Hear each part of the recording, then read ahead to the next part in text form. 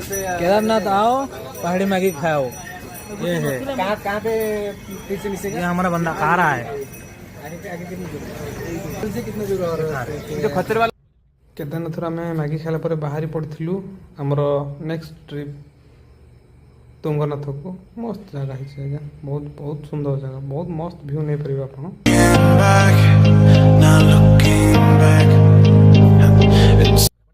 राति होगला राति जर्नी करू करू बाटर आमको मिलगला झिंक भाईना भाईना आमको देखी देखी साइड के पड़ेले। हाय सांग माने जदि आप केदारनाथ आसती निहाती ये तुंगनाथ को विजिट करंतु।